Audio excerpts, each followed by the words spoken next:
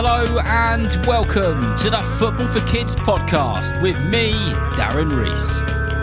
This is a bonus episode, and in this episode we're going to be talking about one of football's most dedicated fans. This will be an episode which we do every so often on some of the most extreme fans in football. For the first one of these, we'll be speaking about a Portsmouth fan whose actual name is John Anthony, Portsmouth Football Club, Westwood.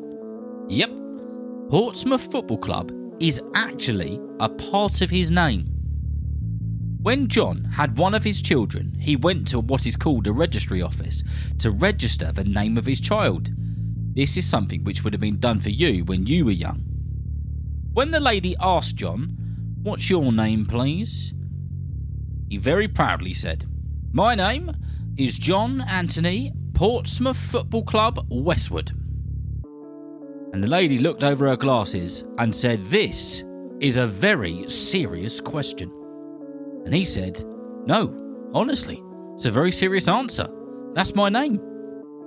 John had his name changed so it had Portsmouth Football Club in it because he loved the club so much.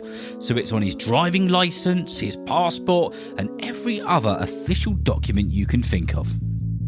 Portsmouth Football Club are sometimes referred to as Pompey, so you'll hear me use the term Pompey a lot in this episode. It means exactly the same thing. It's just Portsmouth's nickname. If you've never seen a picture of John before, or seen him on the telly in the stands, he wears a tall blue and white Pompey hat with a wig of blue and white dreadlocks, a blue and white Pompey waistcoat, and normally has some sort of instrument in his hand. John is such a bonkers fan about Pompey that he has over 50 Pompey tattoos.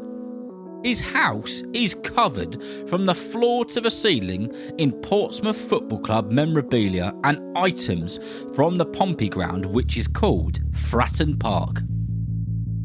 He has Pompey cuddly toys, mugs for his tea and coffee.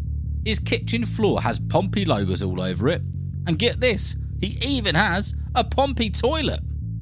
The only thing he doesn't have, which is Pompey, is toilet roll. He's got Southampton toilet roll. We'll leave that one there. John, over the years, has had several pets, including birds and cats, and he has given them names like Pompey and Fratton, all linked with his love for Portsmouth Football Club.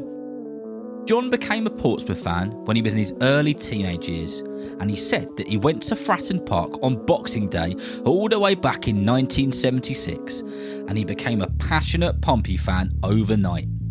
The noise, the passion, and the atmosphere of Fratton Park was special. So special that John hasn't intentionally missed a Pompey game for over 40 years, and he has travelled well over 100,000 miles watching Portsmouth play in and out of the United Kingdom. Outside of his number one love, John runs a bookshop, which is another big thing that he's extremely passionate about.